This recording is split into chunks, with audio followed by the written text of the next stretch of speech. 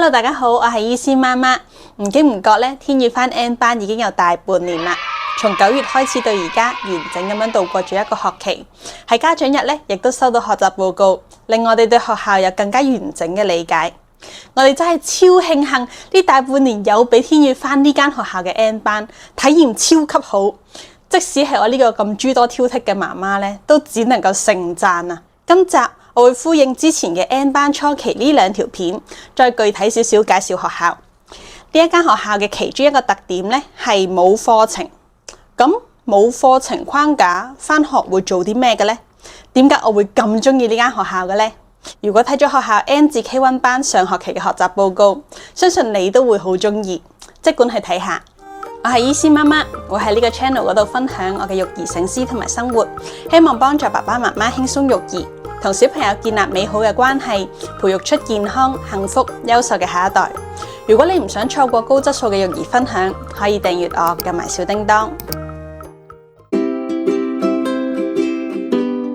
年幼嘅小朋友咧，應該喺生活裏邊用感官嚟探索，邊學邊做，邊做邊學。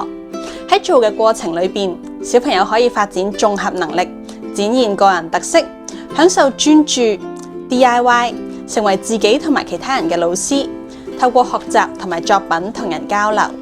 寧安幼兒學校咧係實行混齡教學嘅 ，N 班同埋 K1 係合班上堂，大部分嘅活動內容都係一樣嘅。而上學期咧，老師就住日常觀察，發現咗小朋友好中意食麵包喎，就揀咗麵包嚟做主題。深入咁探索麵包，咁佢哋具體做咗啲咩呢？首先，老師俾小朋友留意學校訂嘅麵包，俾小朋友透過感官去認識麵包，睇下摸下佢嘅質感，聞下麵包嘅香氣。隨住小朋友覺得有興趣，老師就揀咗幾本同麵包相關嘅繪本，同小朋友一齊分享麵包嘅故事，進一步提升小朋友對麵包嘅喜愛。之後就開始第一次做麵包啦。呢間學校係鼓勵同埋訓練小朋友自理日常嘅，所以小朋友係由鋪台布開始就自己做噶啦。攪拌麵粉、搓麵團、按壓，全部都係小朋友自己喐手做。小朋友都會將各自喺屋企嘅觀察帶到學校，好似呢位小朋友咧喺屋企見到媽媽係用手踭嚟按壓嘅，就喺學校都咁做。其他小朋友咧見到佢做得起勁，都學起嚟。唔係老師教㗎，搓麵團唔單止係超好嘅小手機訓練，小朋友咧都同時感受麵團嘅質感，發現麵團太濕啦，就自己再加啲麵粉，直到拿捏到平衡，好似喺度做實驗咁樣。之後打蛋、發蛋、搽上蛋液，拎去焗。小朋友自由搓同埋拉扯麵團，做成自己中意嘅樣，每個人咧都唔一樣㗎。麵包出咗爐就自己食自己嘅，超級滿足啊！咁樣整一個麵包就需要用2個返學日，一日係搓麵團等待發酵，另一日咧就係為麵團造型，好似玩泥膠咁樣焗同埋享受自己嘅作品。做過第一次麵包，對麵包有少少理解之後，老師就鼓勵小朋友再深入啲探索，包括分享日常對麵包店嘅認識，發現咧麵包其實可以加入唔同味道嘅喎，然後小朋友就自己選舉出想做嘅麵包口味，結果就係果乾、菠菜同埋南瓜。第2次做麵包，結合第1次嘅經驗，小朋友呢次加入提子乾同埋紅莓乾，當然啦，落幾多都係小朋友自己決定嘅。第3次做麵包，小朋友就從清洗菠菜開始，再撕爛，擺入去攪拌機打汁，加入麵團。除咗味道嘅改變，麵包嘅顏色、造型都更加豐富。隨住小朋友更加成熟，第4次做麵包嘅時候，同學之間嘅合作咧都增加咗，會互相幫忙着圍裙。做南瓜包咧都需要用刀切粒、攪拌打汁，全部咧都係合作完成嘅。唔單止係咁啊，佢哋仲嘗試喺麵包裏邊加入餡料，包括芝士同埋番薯，咁當然都係自己揀，中意食咩就加咩啦，超級好食。有咗更多嘅製作經驗，老師同小朋友就再試下一啲創意嘅玩法啦。例如喺麵包裏邊加入水果，即管試下。第5次，佢哋由觀察水果開始，摸下、聞下、清洗火龍果、剝皮、切粒。唔單止係咁，隨住小朋友嘅能力提高，效率提升，一日可以同時做3種口味，小朋友都開始分組分工做啦。所以做出咗菠菜汁、紅火龍果汁、南瓜汁，各自加入麵團裏邊。因為有唔同顏色嘅麵團，造型亦都更多變，更加自由。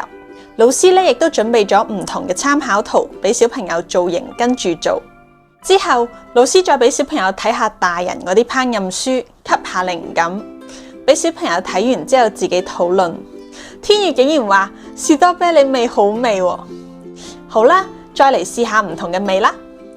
第6次，從天台嗰度摘咗檸檬同埋番茄仔。天啊，連植物都觀察埋，亦都睇到小朋友嘅合作同埋互動係明顯加強咗。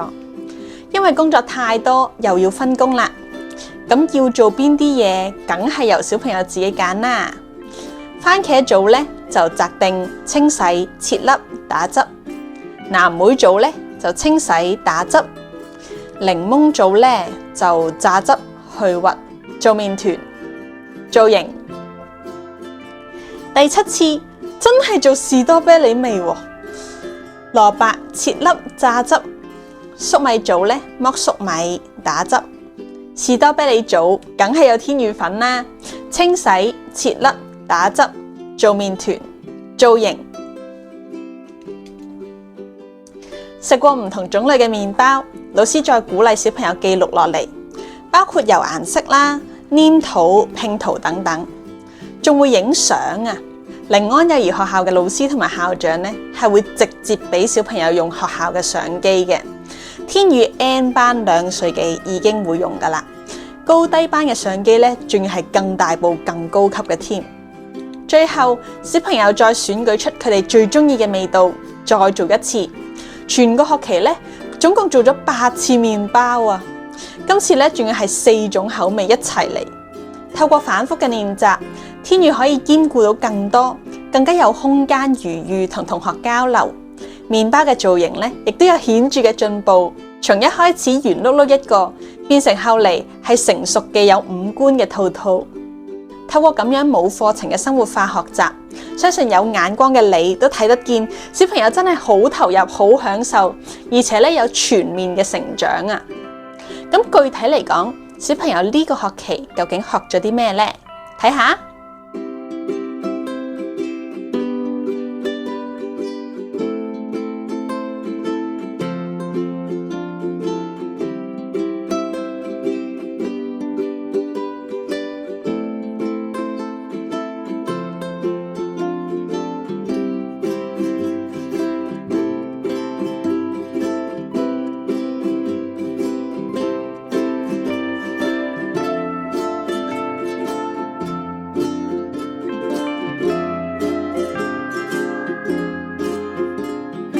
咁好嘅學校，學費幾貴先？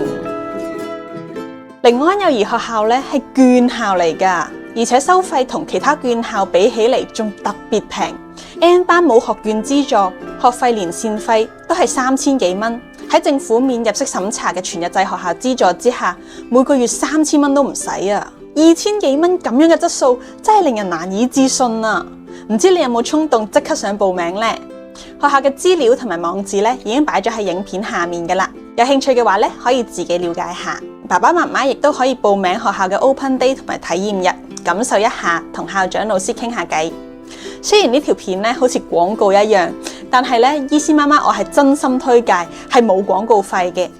會出咁樣一條片咧，純粹係因為我真係好多謝學校老師校長對小朋友嘅培育，而且我深信咁樣嘅學校可以造福小朋友。我上年去學校嘅 Open Day， 啱啱知道屋企旁邊竟然有咁樣一間華德福學校嘅時候，因為我搬嚟嘅時候係完全唔知道有咁樣一間學校。嗰時我心裏邊超級興奮，簡直覺得中咗頭獎啊！而上個禮拜我睇到呢個學習報告之後，我又再一次感到驚艷，發現原來呢個頭獎係咁大嘅。